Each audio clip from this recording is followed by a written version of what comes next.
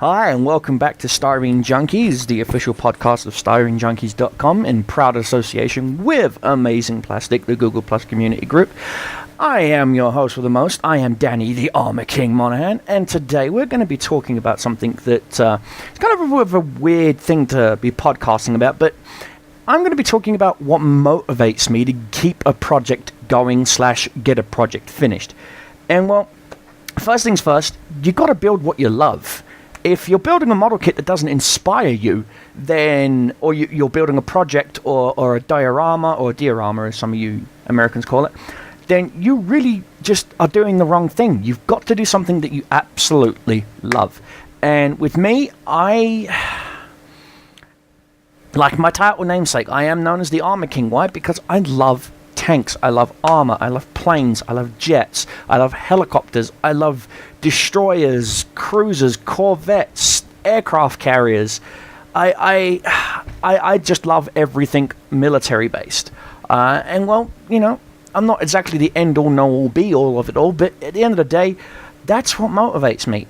When I sit down to do a 68 Mustang or a 69 Camaro or my Project F100 truck,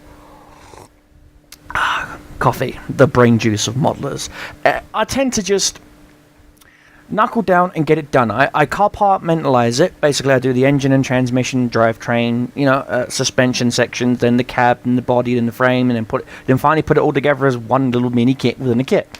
And I know some people like to take their time, and granted, taking your time is great and all, but when it comes to doing a car, I tend to want to rush it simply because I want to get back to doing a tank or a jet or a plane or even a set diorama like Stalingrad or the Maginot Line. I want to get stuck right back in it as fast as I can and as often as I can.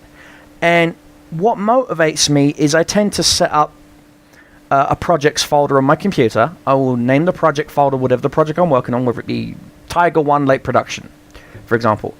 I will name the folder Tiger 1 late production, and I will put in all the photographs and video reference that I can get pertaining to the late model Tiger 1.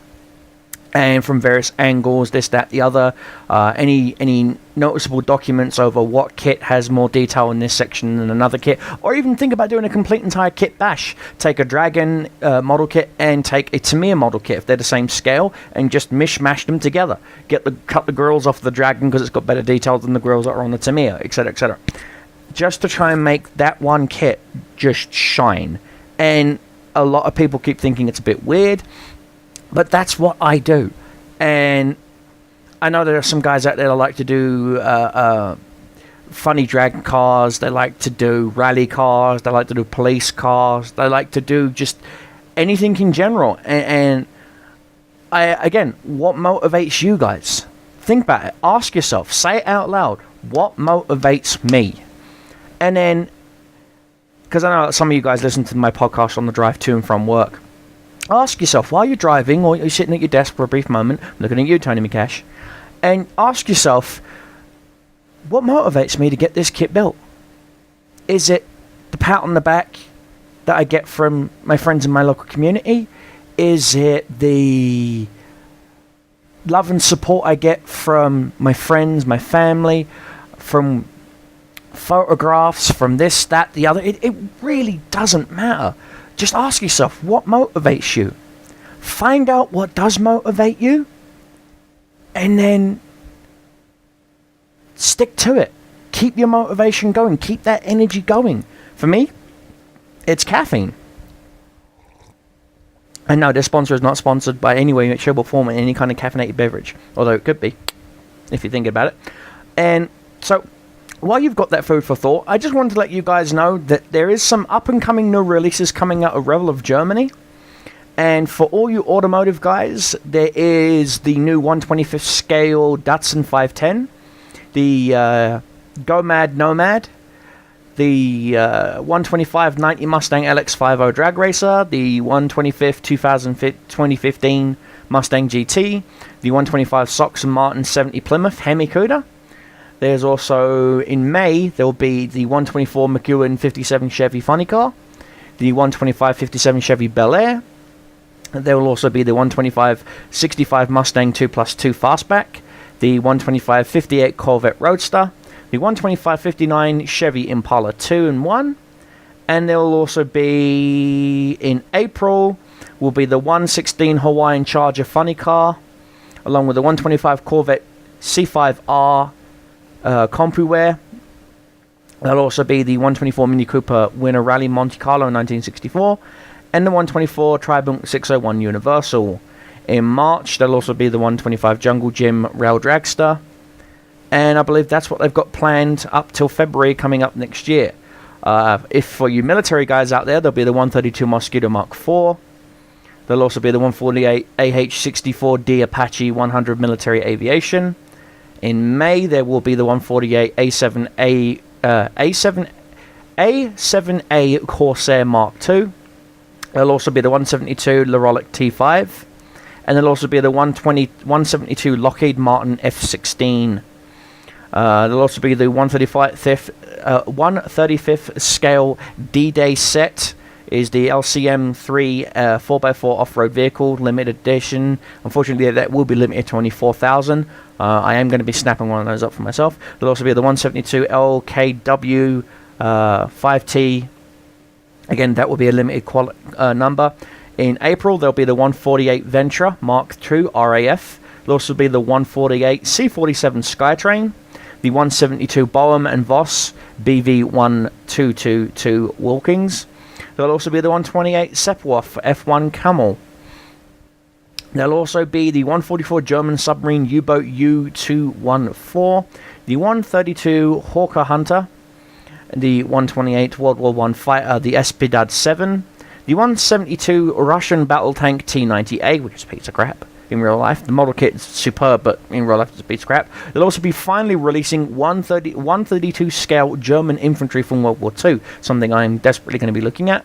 And in March, there'll be a 132 Messerschmitt Bf109 G10, finally the G10, and a 135th scale Weasel Lafire's BMF UF troop transport vehicles. Finally, they'll be released. And that's what they've got listed. Oh, they've also got a 172 Europa EC-135 AC/DC Easy Kit helicopter, and the 144 Space Shuttle Atlantis will be retooled. There's also rumors coming out from certain forums in online. Unfortunately, they're in German and Russian and Cyrillic and a few other languages, not English for some reason. That Revell of Germany will be retooling and re-releasing several Star Trek kits.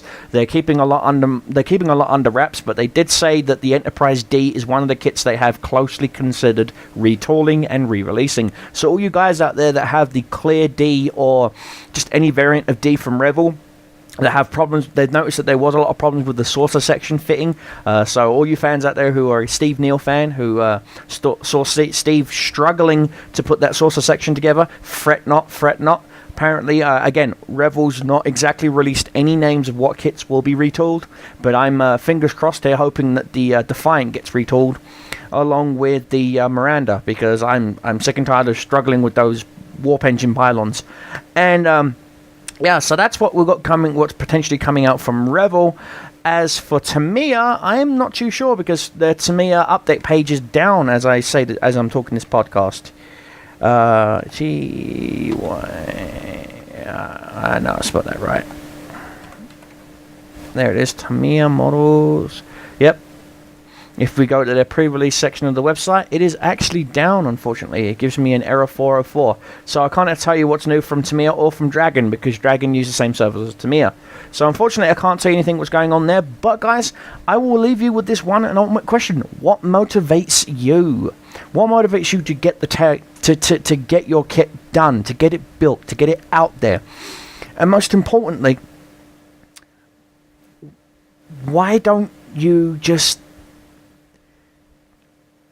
Don't do it on a constant basis, but just do it, period. You know, always strive to improve yourself. I, on the other hand, am going to restrip all of my models from my War Machine Hordes line. I've got a whole bunch of Kalvahar, that's even how I pronounce them, the Red Army, basically. That I got them because they looked really really Soviet Russian-ish, and I was looking for the Commissar models to put in my 40k army. And so I've got Soshka, and I have Supreme Commander Irish, if I can pronounce his name right. Anyway, they're going to be stripped and repainted. And also, guys, a little update on the tutorial on how to paint faces and textures and shading and wet blending and whatnot. It's not the end-all, be-all, have-all of it. What it is will be how I do it. So take it with a pinch of salt. Some of the tips that I will be giving in the written review, well, it's not really a review, but the written tutorial, along with pictures, is just how I do it. Again, there's 1,000 ways to skin a cat, as they say. So I'm going to end this podcast here with a stay safe, have fun, and most of all, get out there and make something. Take care, modelers, and model on. And guys, don't forget, why don't you stop by our wonderful sponsors here at Amazing Plastic. That would be Tanner Controls. They bring your models to life. Acrylicos Vallejo Airbrush Paints. The Fiber Optics Store, Lou's Aztecs Dummy Painting Masks, Awatamatea Airbrushes, and PM Hobbycraft. And as always, guys, thanks for listening to the podcast, and I will see you in the next one.